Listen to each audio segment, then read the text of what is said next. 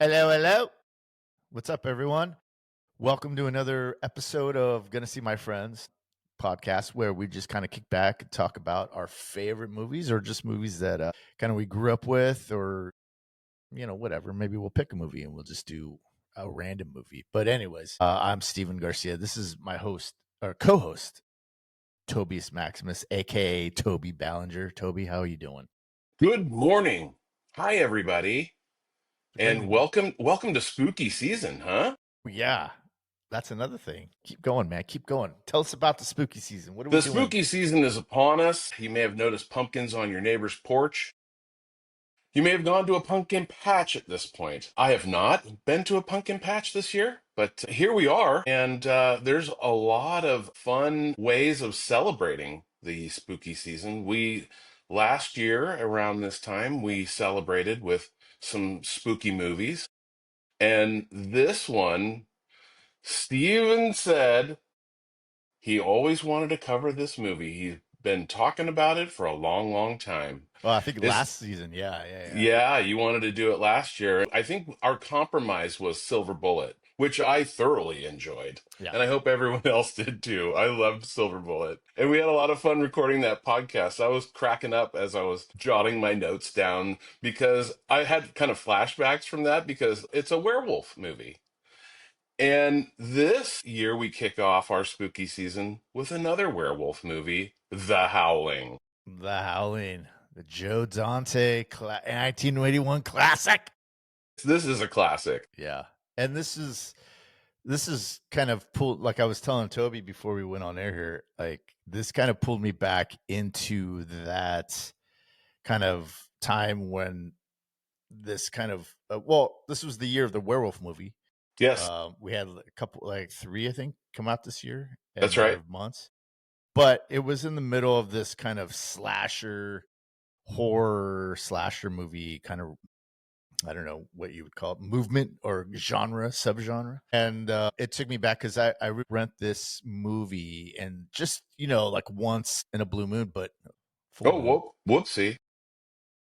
just to kind of scare the bejesus out of me. And Hmm. I would just be, it would be like one of those things where you're like, okay, here we go. And it was just one of those movies where you would probably either rent on a Friday night, Saturday night with your buddies, or you would see it on cable, which I think, this was the VHS boom around this time. So That's right. I mean, I know it's probably not on everyone's kind of best of movies, but that's okay because I think this Joe Dante was kind of coming into his own with this movie, and he did Piranha, I think, before this. But That's right. this kind of kicked off this kind of, they call it like a satirical type kind of movie, which there's bits of it in there, but I think overall this is just a straight ahead werewolf horror movie. And again, it scared the bejesus out of me. What's your relationship with this movie, Toby? Like, did you enjoy it or did you not, or what's going on? Well, that's a great question. I was trying to think of a good answer to this because I knew you were going to ask me. But like you said, this was where you get your buddies together and try to scare each other. And I did not have cable growing up, but the kid down the street had satellite. When you had the massive satellite dish, and you had that one guy in the neighborhood who had the massive satellite dish, like bigger than the one on the Millennium Falcon. Yeah, I kind of watched parts of it because at one point on HBO it was on a lot, like not yeah, in 1981, of course, but a couple of years after. That idea of I think we want to be scared. yeah, yeah, I think we like that kind of adrenaline rush, and it really takes you out of your day to day, your Sunday spook or Monday spookies or Sunday scaries, I think it is the term. You forget about your problems when you're kind of locked in yeah. to, the slasher. And like you said, there were three werewolf movies. The American Werewolf in London, London came out 81, and then and then Wolfen. Wolfen. Yeah, Yeah, we've talked about Wolfen too. And this was the this was not only do you get to be scared, but you also have the special effects, practical effects people get to show off yeah, everything that they've thought of, the yeah, creativity of How can we move from Hitchcockian scariness to now I'm going to show you the beginning of the body horror Yeah. genre? Yeah. Good point. And it pays off. It pays off.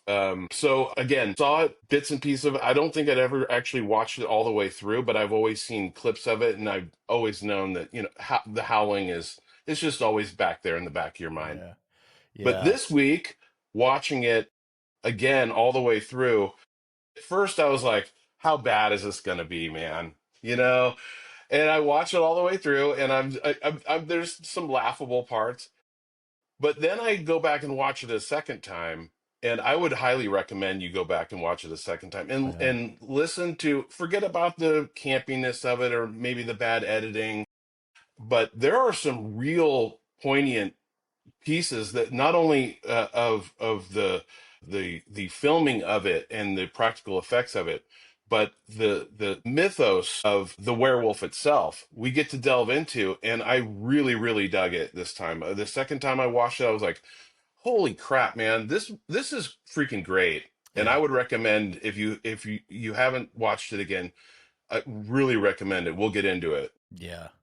Yeah. That's a great analysis there because, this was kind of, like I said before, this was kind of in the boom of the slasher horror movie. And then this became like the year of the werewolf movie because we had The Howling that came out in 81 of April of 81. Wolfen came out in July, and that was more like a cerebral kind of echo horror. I don't know. It kind of cheated, I think. I wasn't really into that movie as much. I saw it a couple times.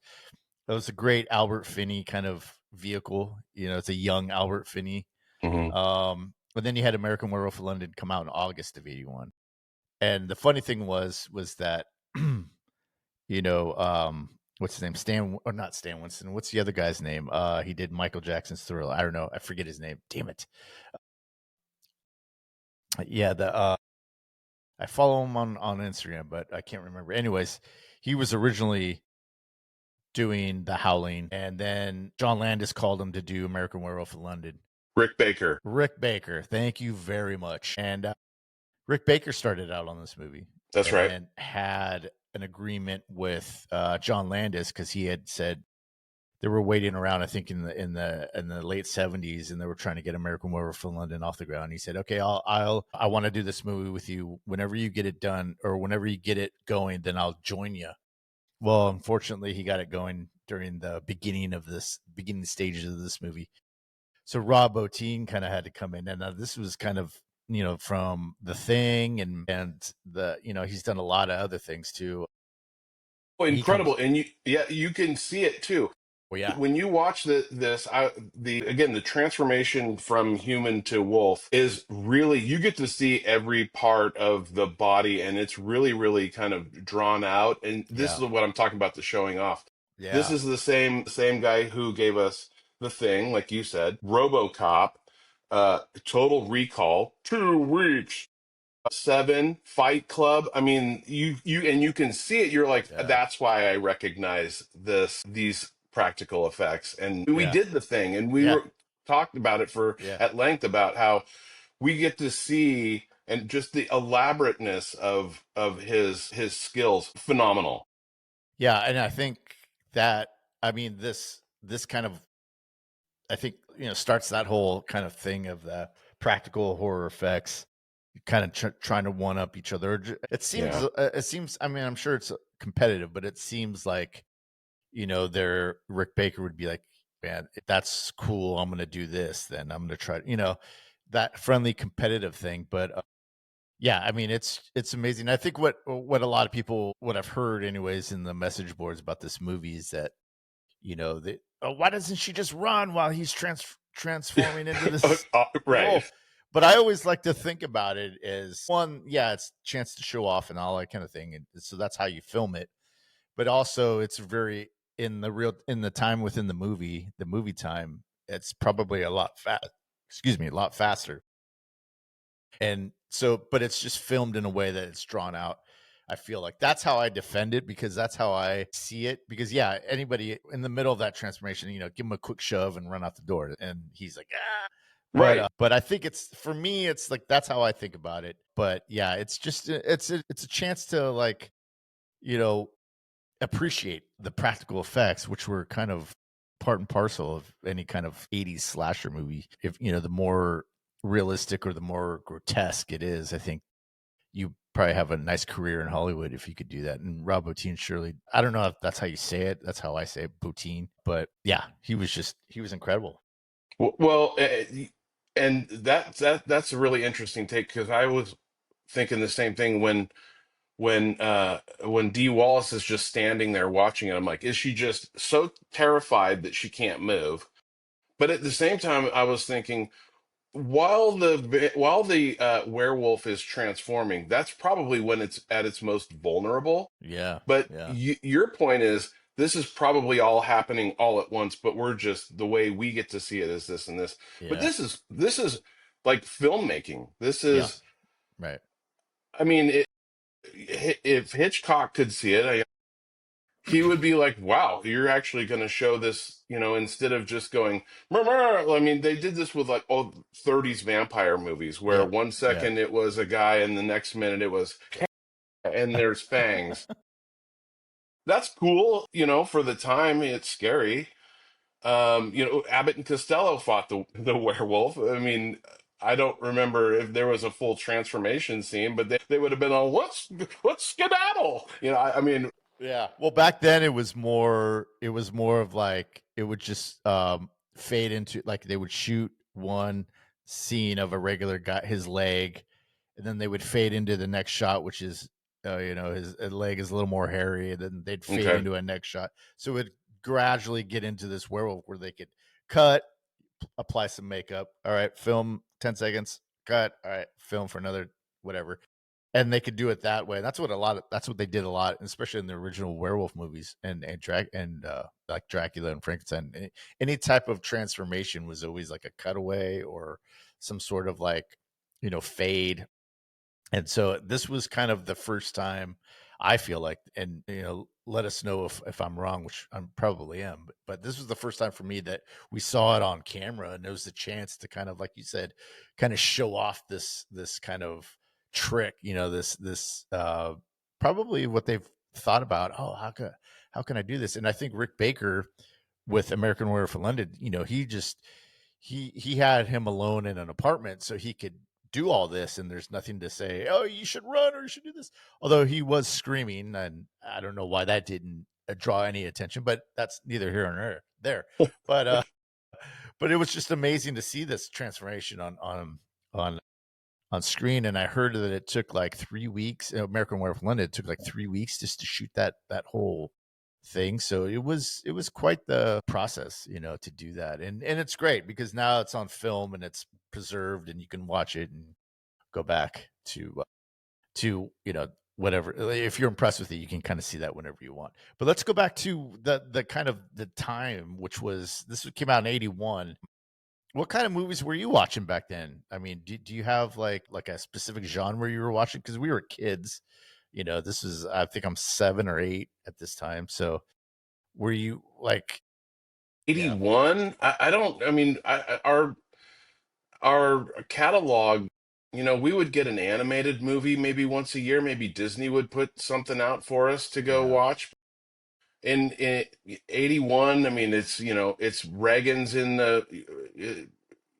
It's a things are rapidly changing in yeah, 1981 in yeah, America. yeah, yeah, Not only in in well, the setting of this movie, and we'll get into this because I have a lot of thoughts on what was happening in 1981 and why this plot goes the direction and takes the werewolf genre in the direction that it takes. But I don't think I was into, we didn't go to the movies a lot. And if we did, it was whatever was coming out on Disney. Well, Empire Strikes Back, obviously, yeah, go yeah, over and over and over again. Yeah, it wasn't really a time for us as year olds. Just call, we're going to just round up.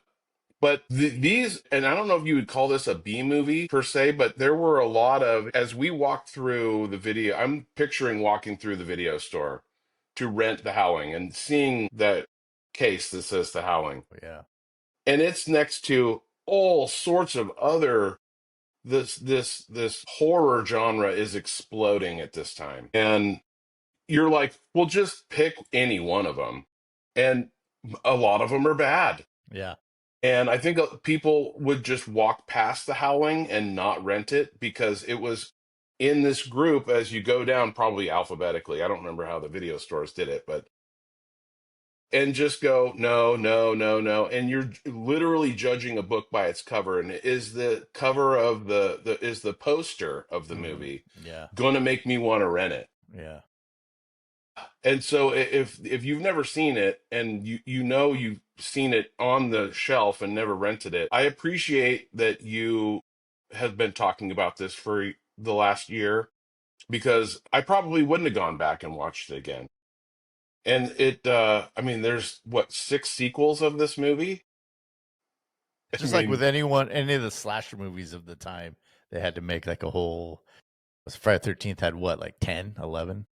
oh God, who can count? Yeah, I And then lost you count, start like them over. 10. I mean, but you also have a lot of Stephen King movies are coming out around this time. Books are being Carrie's out in the theater. Cujo's out. Yeah, Christine is a movie.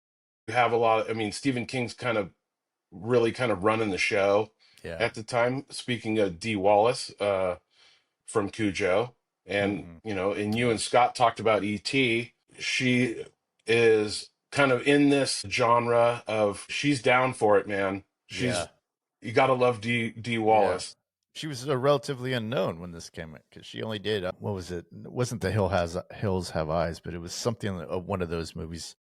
Again, my old man brain. I have it in my notes, but I have so many notes I can't. Anyways, but yeah. I mean, I think at this time, like you were saying, it's kind of. I remember renting a lot of like GI Joe or no, it wasn't out yet, but I mean like those type of movies, like cartoon animated type of movies. Yeah, we had Transformers to watch and Yeah, G.I. Joe GoBots to yeah, watch, and yeah, we had that was the cartoon boom. You're right. There was a lot that we were satisfied by watching the shows during the week. yeah. Knight Rider and A Team and Dukes of Hazzard Yes. was going crazy at the time. Well, let me ask you this. Let me ask you this. Yeah. Like, do you think? I mean, compared to now we have access to everything at any time. But back then, is it because we were maybe spoiled by the lack of not lack, but because we had a lot of stuff, but it was kind of more regimented in terms of how we got it. We got it, come home after school. You have this, Saturday mornings you have this.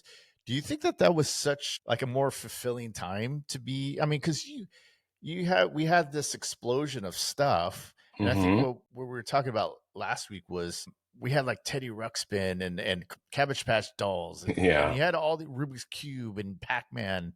We had all this stuff coming out that was just made it seem like in this and VHS and VCRs and movies and all that kind of stuff.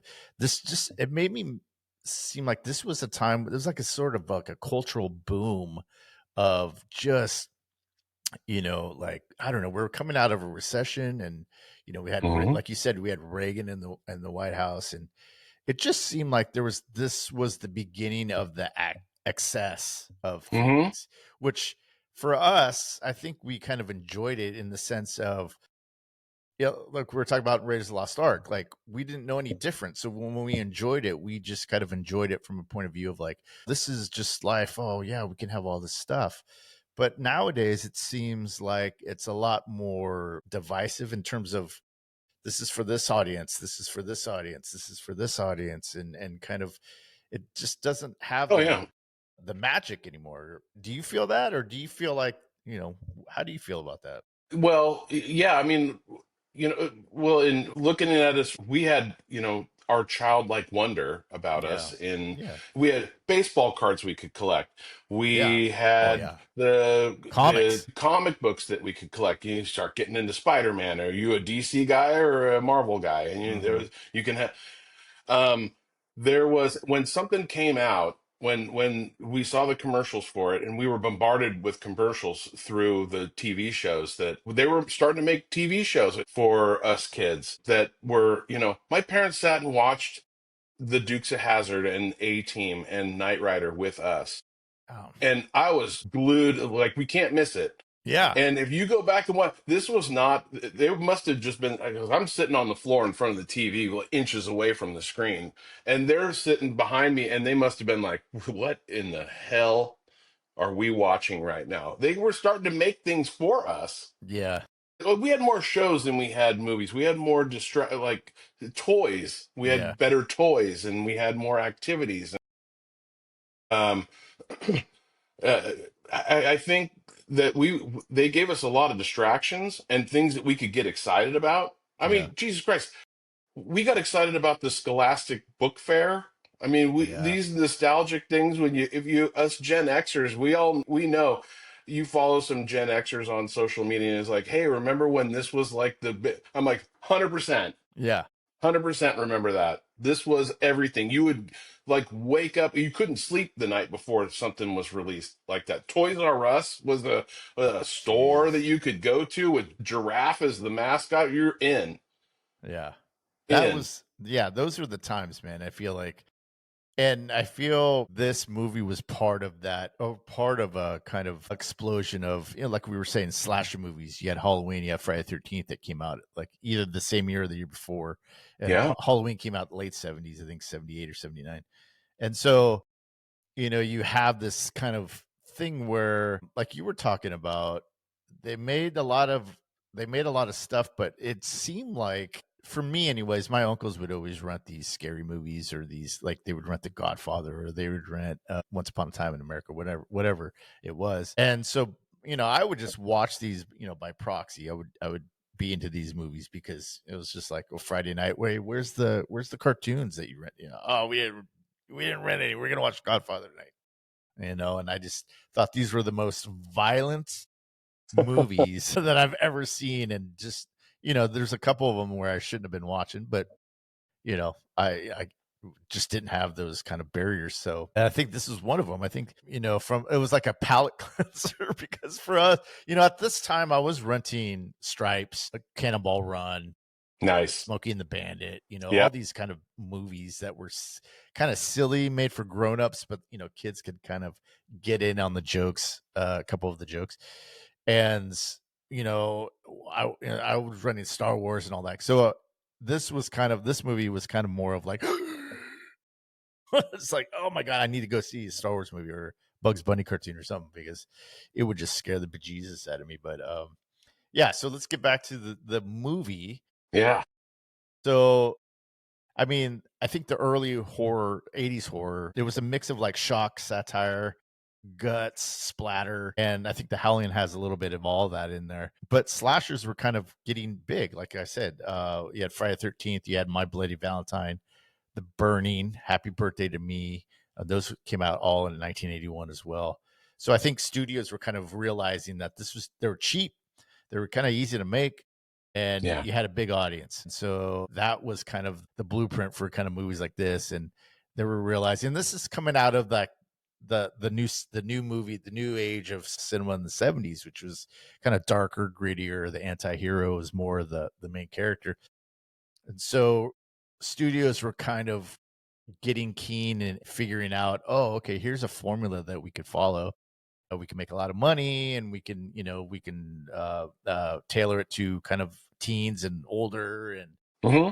kind of get that audience in here. Let's see, what was kind of, when you were watching this movie, Yeah. what was the one thing that kind of stood, or were there a couple things that stood out? What stood out to you about this movie? As far as a werewolf movie goes, I think what we had seen up to this point was the lone wolf.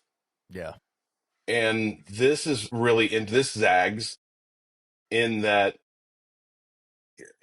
I mean, you go into it thinking that she's going to be chased by a werewolf, Hmm. right? It starts out with her kind of being seduced, almost seduced by a werewolf. And it's much bigger than that. I like the idea of the pack of wolves, and that really stood out to me. The comedy that's in it, there's legitimately funny lines in this that's, kind of tongue in cheek, kind of Yeah. When cutaways like she's gonna be fine. I think she's gonna be fine, and then immediately they cut to her being bitten by the. yeah. I mean, that's funny stuff. Yeah. Yeah. That really stood out to me. The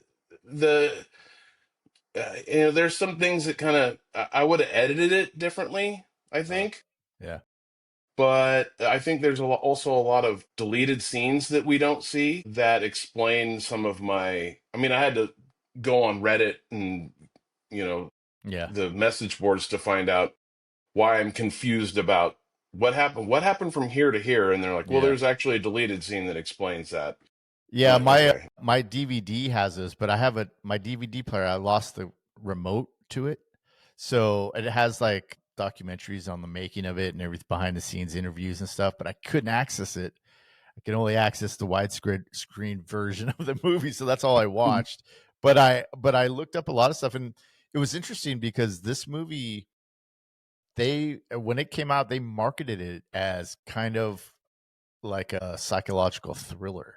So in the beginning, you kind of don't really understand what's going on. You think, oh, it's a serial killer, and he's stalking this TV personality, and hmm they end up killing him. And so, her shock and her thing and her trauma is kind of like, oh, okay, we're into this, and that's the way they kind of marketed it. And so when the time you got to when the other woman gets to the camp, and you kind of see like the was a werewolf when she's in, chops off the arm and all that kind of stuff. yeah, That's when it was supposed to be kind of like, oh my god, it was sort of like From Dusk Till Dawn. That first part of that movie is just, oh, okay, it's a road trip movie with some dangerous elements in it. yeah, They're hostages, and oh wow, it's a vampire movie. And so I feel like that's kind of what they did. And I don't know, I wasn't old enough to kind of remember all that stuff, but even the trailer was kind of spooky, and kind of didn't get into the werewolf stuff a lot. So I see where that kind of marketing kind of worked to a degree, but I have to talk to somebody that really, like, it would be nice to talk to somebody that saw this in the movie theater, and just be like, right, hey, were you aware that this was marketed to you in a certain way? But I don't know. Anybody that's listening to this, let us know, because I would really like to get to know. Another thing is, like, I read the novel that this movie is based on, okay, and this is like, there's elements of the movie has elements of the book, which is that she goes through this traumatic experience, and then has to move. But in the book, they move to a town, and it's in this valley in California, and there's not a lot of people in this town, and they get one of the houses. And but that was the difference. There was also, the husband is kind of goes through this thing that happens in the movie too. But for the most part, the book is just straight ahead, like, I guess, horror. And so that was interesting to read too. It's a fast read. I read it in probably like a couple hours, and so it was like, oh, okay, this is. But John Sayles, who wrote this movie, he goes on to write, Eight Men Out, and what else did he write? He writes, Jesus, I had it. So he wrote Alligator, Piranha in '78 with Joe Dante. He wrote just Brother from Another Planet, Clan of the Cave Bear, City of Hope, Passion Fish. Just all these. He had a credited rewrite of Apollo 13, but he also did, where's that one, that Lone Star with Matthew McConaughey. He wrote and directed that one. So he's a pretty prolific writer, but he didn't like the novel. And I guess that rubbed the author the wrong way. So yeah. Well, you could tell. I think that Gary Brandner, yeah, who wrote the Brander. novel, Yeah, yeah, he didn't care for the movie because of it. He thought it went strayed way too far from the plot of the book. yeah, yeah. Which I don't agree with, because I feel like if you read the book, yeah, there's a few things that are different, but the overall kind of theme of this lady moving to somewhere where there's a colony of or in the book it was a town full of werewolves, but and here it's just like a colony, and the doctor's part of it. And there's elements of, like, in the book, the doctor is a character in the book as well, hmm and kind of is kind of shown to be a werewolf like in the movie. And so there's a lot of similarities, but where the plot differs is it's just kind of in the little things of, like I said, it was a town versus a colony. It's on the coast. This is a town, whatever. So, Right. but yeah, I mean, I think yeah, anyways. Did you have any kind of scenes that kind of grabbed you? Absolutely.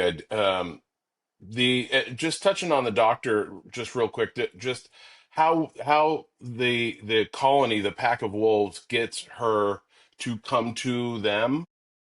I like this the fire scene when she okay, so she's a TV anchor. She is being there's a serial killer on the loose in Los Angeles, That's and where I think too. Yeah. yeah, I mean they talk about Western Avenue, and there's a red light district, and Yeah. it has to be Los Angeles, right? And she's tracking down. She's got the lead on. She's going to solve the crime of Eddie the Mangler. That's the serial killer on the loose. Yeah.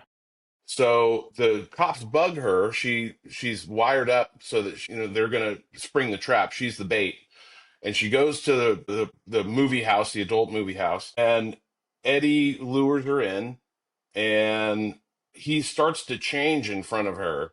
Yeah. We don't see it.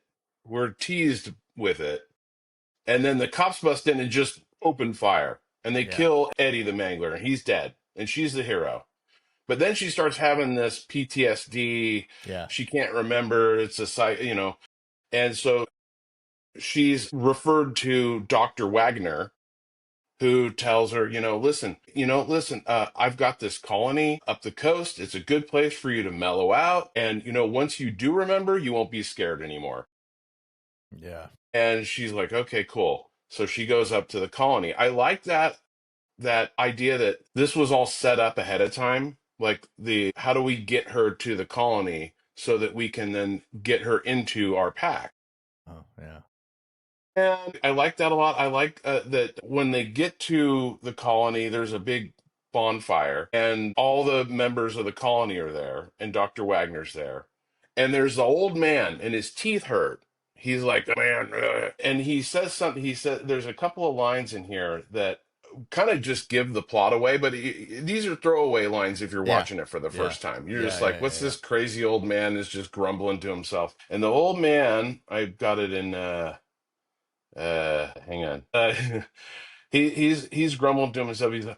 Uh, he says, Earl, the old man Earl says, I can't go on like this. Damn teeth is shot. And then he's going to end his life, and he's going to jump into the fire. Hey, I got to end it. I got to burn. It just goes on and on. And I caught it the second time watching it all the way through. And I went, okay, so you have everything you need to know is being told to you from the first time through. But as you're watching this, you're kind of going, dude, are they just trying to weird us out or creep us out? You're being told what the story is, what Oh, their yeah. plan is, the Yeah. whole, Yeah. yeah. I really liked that. The second time through watching that campfire scene where they're roasting, they're eating a Meat. cow. Yeah. Turns out Something they're like that. just eating a cow. And they want to go back to the old ways, as we find out later. Watching it the first time, I kind of was like kind of not paying attention. I was kind of deep diving and then also watching it at the same time. And watching it a second time, I was like, oh, this is Yeah. actually a really, really cool way of showing us uh, what these people are, what this Yeah. pack of wolves is. Yeah. And that actually scared me more than anything. Well, yeah. I mean, I think even if you like when you figure that out and then you watch it again, Hmm. the reactions of these characters in the colony, like you start to see like the end joke, like you're in on that joke, and D. Wallace Stone and Christopher Stone, I forget the names of the characters, but they're the ones that aren't in on the joke yet. So you're kind of like, oh, okay, yeah, yeah. They're kind of winking at each other, when they take him hunting, and when he gets he shoots all those rabbits, and it leads up to the kind of the first confrontation in the colony. But it's really cool too how Joe Dante kind of uses the shadows, because they filmed that up in Mendocino, Yeah. and like how he uses shadow and the darkness and the trees, how that's kind of like the another character in and of itself, because it's kind of helping you with the creep factor. You're walking, but they do a lot of the tropes too. There's a trope scene where, you know, they're sitting out. I think D. Wallace Stone and another lady from the colony are sitting in the dark outside, and they hear like this weird sounds like a cow. I was like, oh, that doesn't Yeah, sound like any cow I know. And instead of right. like kind of letting people know about it, they go out and they look at for it in the dark, and they run into the sheriff and some other people in there, and they're like, oh, I hope that, damn coyotes and Right. Slim Pickens there. That was Yeah. awesome. Every Slim time I see Pickens is, him, yeah, yeah. yeah, no, Go every ahead. time I see him, I think about Blazing Saddles. I mean, every time I see that dude, but yeah, He's it's phenomenal. yeah, he's funny in that. Let But that me was touch on this. okay. Let me Yeah, touch on this because this, I think, and also keeping in mind that it is 1981. What's going on in 1981 is, and they speak about a lot. In the late 60s, there was the hippies, and the hippies grow up. Now it's 10 years later. The hippies at this point, the world has kind of moved on. Now we're getting into the 80s, and the hippies have kind of gone into these splinter groups. And Donna, who's the lady that's sitting there with Donna. Karen at listening to the cows being massacred by the wolves, because then you hear the wolves howling, you hear the Yeah, cows screaming, and then the wolves howling, and and she's like, "Well, no cows I've ever heard of." And Donna says, haven't you ever done assertiveness training before? I looked into the doc. I did it all. STM, Scientology, Iridology, Primal Scream. I mean, this is honestly, when the hippies tried to find their way in life, this is the path. And some of them would do all these things. This is yeah, real. yeah, This yeah, shit yeah. actually happened. Well, And oh, go ahead. right, they were trying to find, they're still trying to hang on to that, how spiritual I am, and they would just bounce around from thing to thing.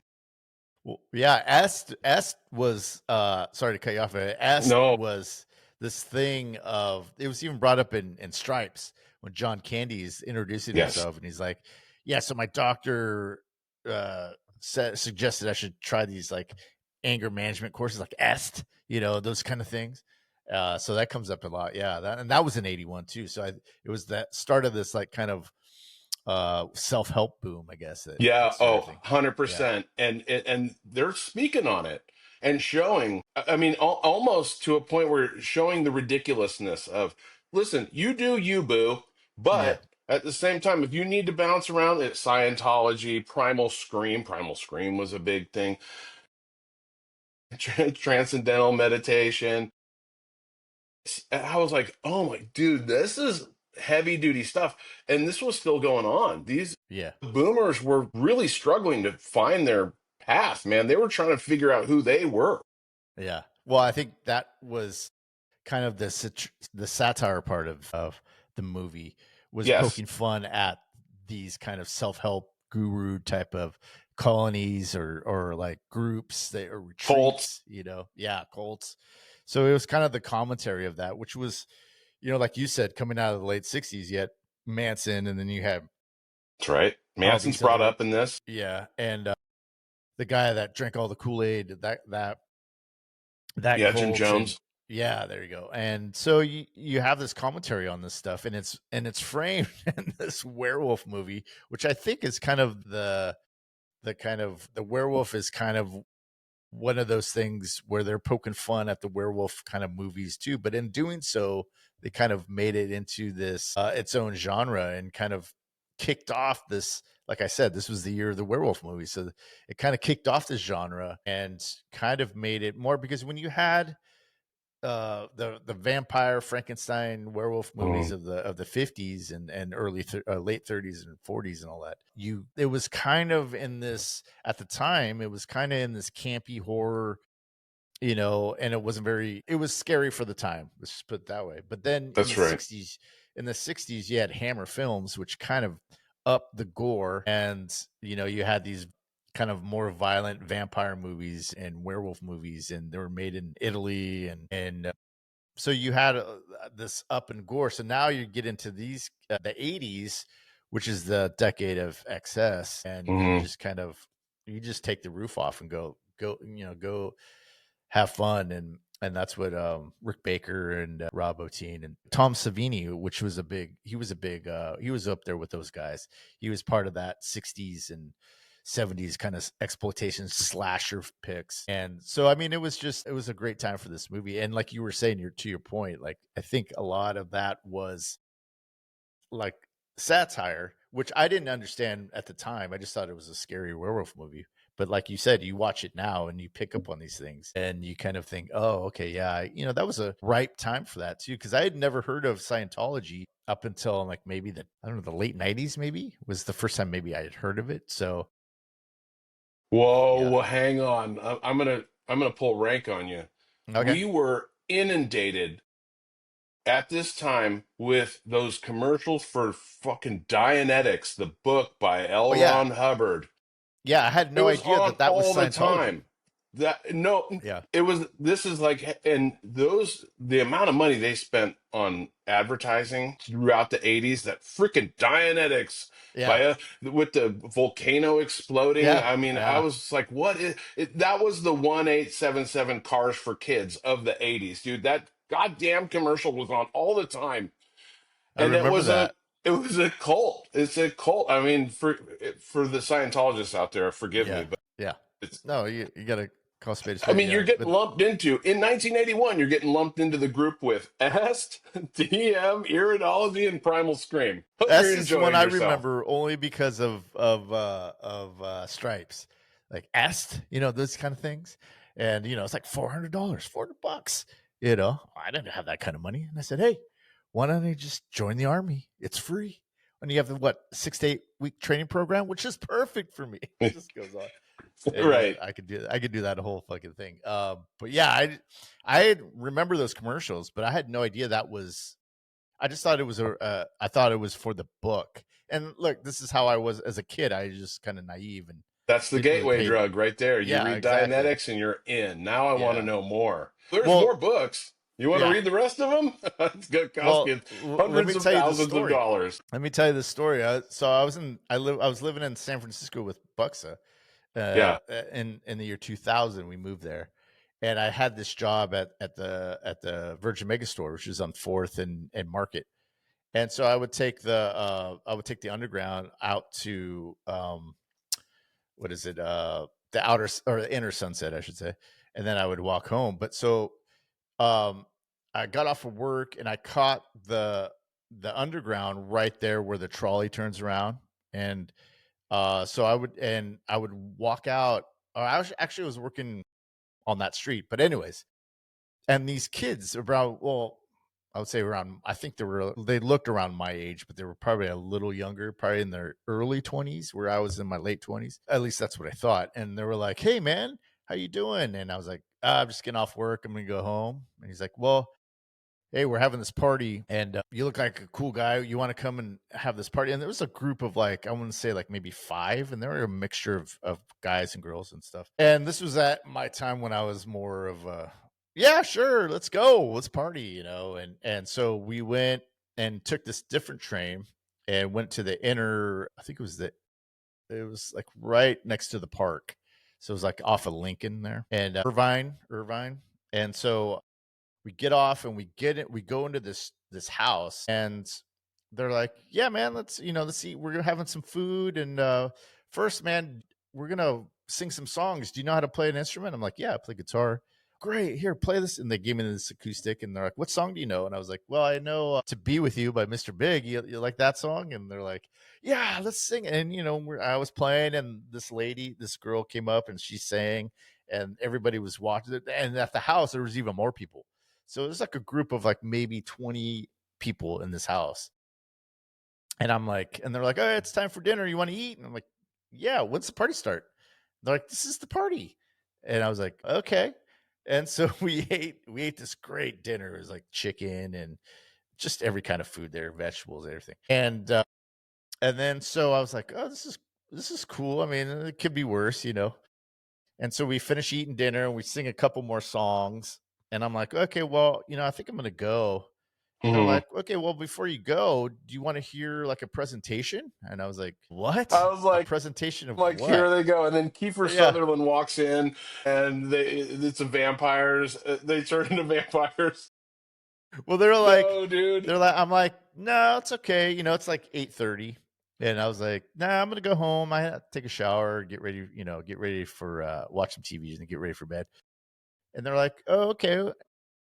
Would you like to donate to us? And I was like, donate money? And they're like, yeah. And I'm like, oh man, I live paycheck to paycheck, so I can't really afford to give you any kind of money. It's like, well, anything will do. And I'm like, oh shit.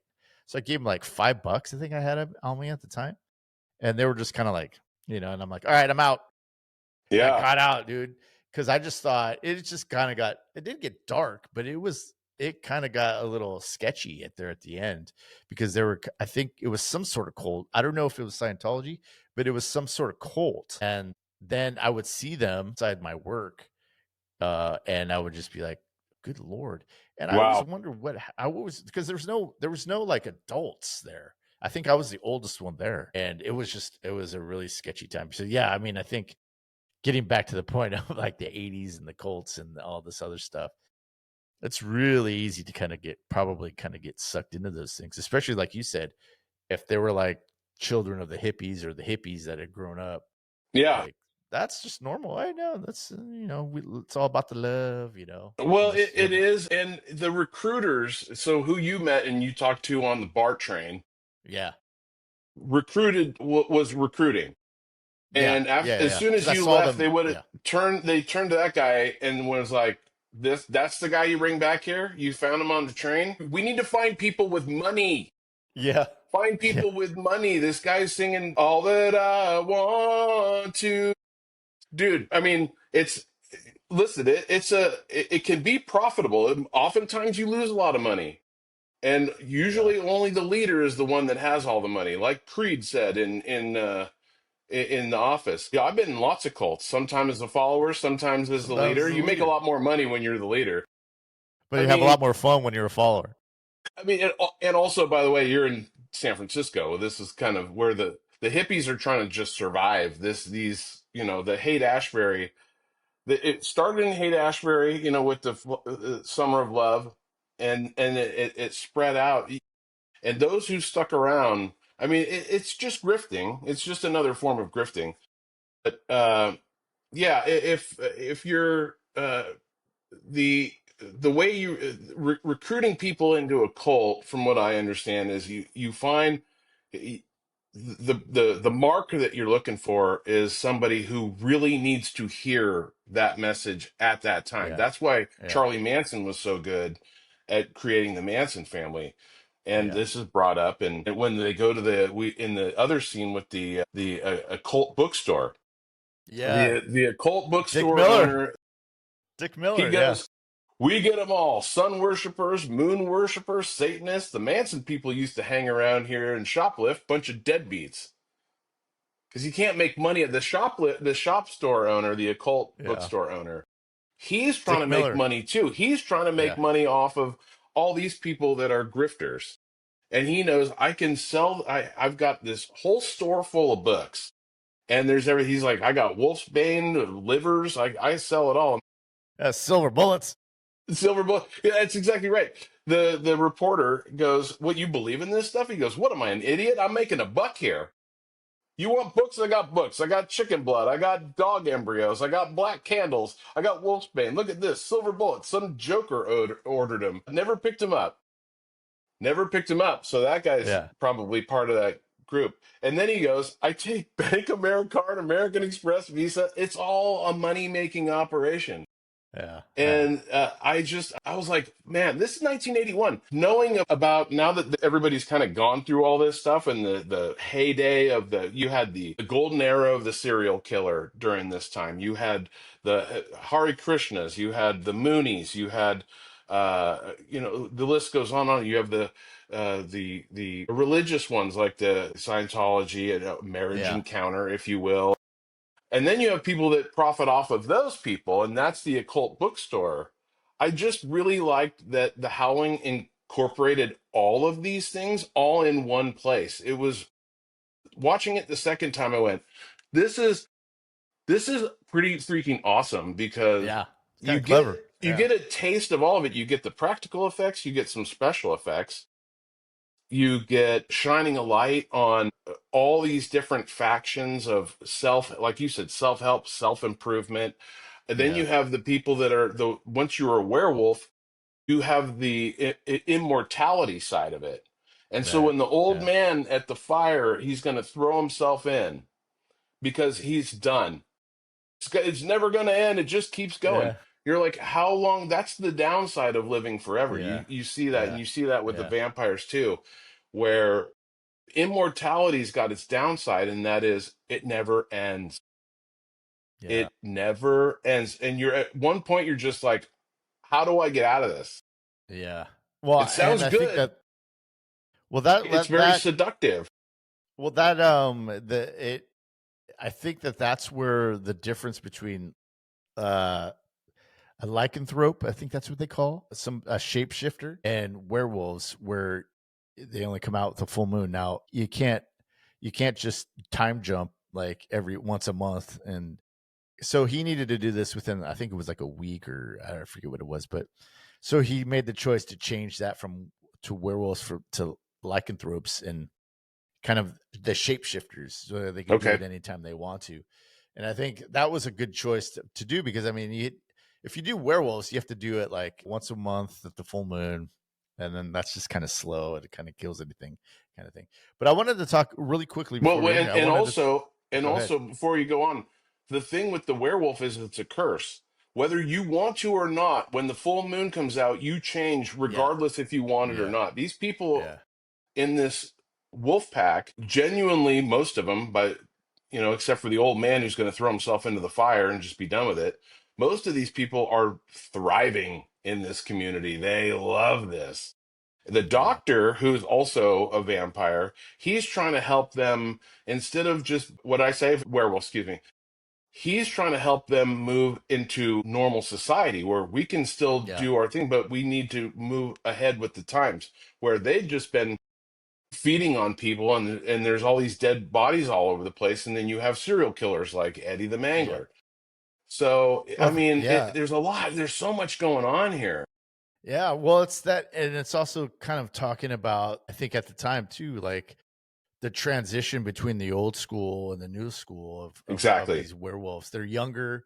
They want to, like just have fun, party, kill it, whatever. But these old timers are like, look, we got to protect ourselves, and we have to, kind of make sure we do this right. And that's when he's saying about the old ways of like, well, we used to raise cattle and feed on cattle. It's like, nah, yeah, I don't want to do that. The younger ones are like, I don't want to do that anymore. And you have Eddie at the beginning, who's a serial killer who wants to go out and live among the people.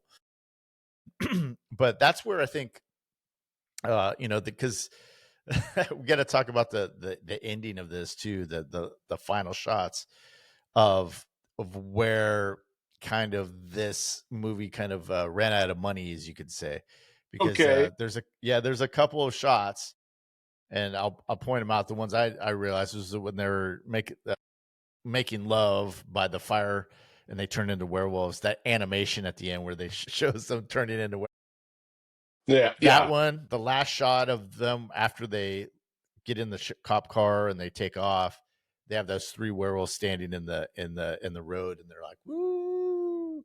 That was animated, you could tell. But also, they ran out of money, so when they did the Dee Wallace transformation, she turns into what looks like a chihuahua. Yeah. Or Care Bear or something. Yeah, it was like a little chihuahua doggy or something. They were just ran out of money. They had to do that, I think, in Joe Dante's office.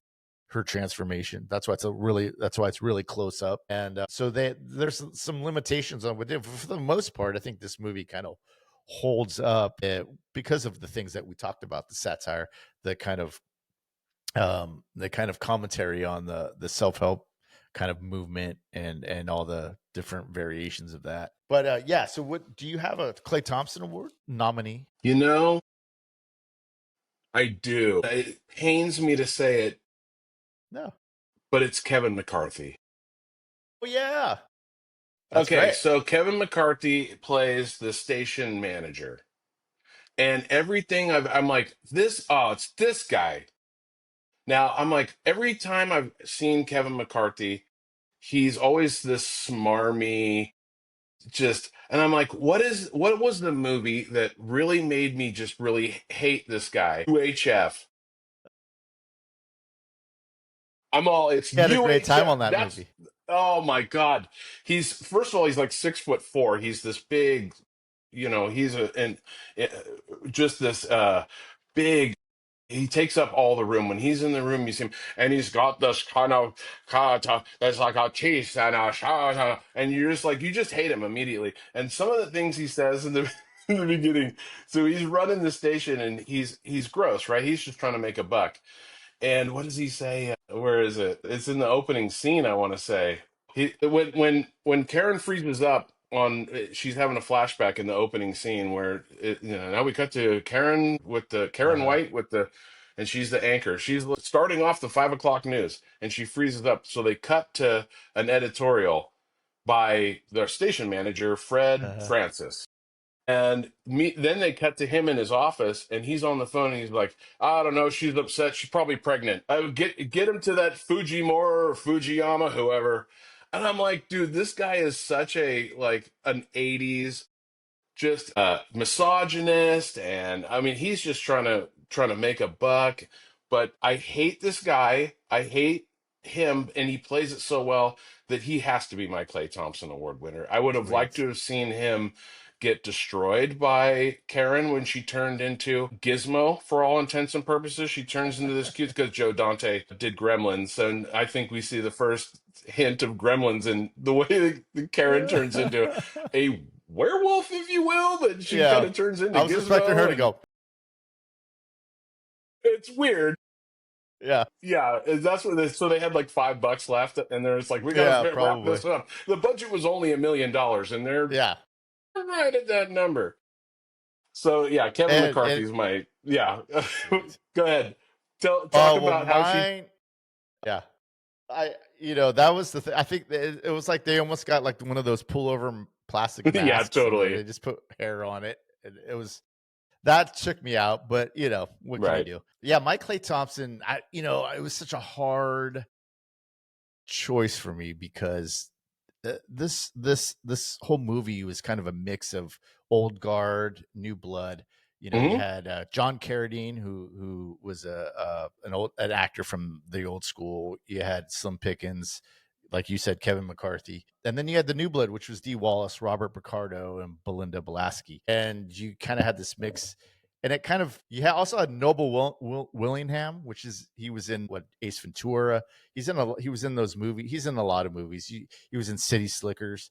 I'm about as happy as a puppy with two Peters, and Yeah, he's great. yeah. So, and then he had Dick Miller, who was always in Joe Dante movies. He was in Explorers. He was the helicopter pilot in Explorers. He was the grumpy old guy, next door neighbor in Gremlins. He was this. He's just a staple in these movies. But I think I'm gonna have to go with Slim Pickens. I think Nice. that he's a Western. He did a lot of Westerns. He brings Hmm. that good old boy authority to the rural kind of sheriff role. And his casting is like, it's playful, but it's just another recognizable face in this movie, kind of the old guard. Slim Pickens is my Clay Thompson Award winner for this one Love it. because yeah, just a lot. Huge choice. Yeah. So, any closing thoughts about this movie? Let's see. I go back to the end of my notes here. But Bill, Karen's husband, Bill, is maybe one of the most unlikable characters that's ever met the screen. It's not that he does. First of all, he slaps her and she falls down. Yeah. That's no good. But I'm glad that he's the one who bites Karen and Yeah. changes At the her. end. Yeah. But he ends up in the cop car as Karen and I forget what's his name, Chris, are driving Yeah. away. Unclear how the gun actually goes off because she's holding it by the end of the barrel, and then it goes off, and after she I think gets she's bit in kind the of neck. shoot because they were both shooting like this. Okay, yeah, it's a little clunky, Yeah. but I get the point. Yeah. Let's see what else. Final thoughts. Let's go down to. I'm a little confused about Dr. Wagner's motive. It seems like he wants to. He's the one who suggests Karen go to the colony. And then when he finally gets shot with the silver bullet, he says, "Thank God." Yeah. Yeah. like he's glad it's over too. Like the old man wanted to end it all. Yeah. And I'm like, well, if you didn't want to be even doing this, then why'd you tell Karen to Yeah. why'd you suggest she even come up here? So it was a Yeah. little A little well, plot holy. Yeah. some people are like I had to Google my and on IMDb there that question is why did Dr. Wagner tell her to go to the colony? Because I was like, Yeah. I'm not the only one who's confused by this. And again, this isn't part of the book.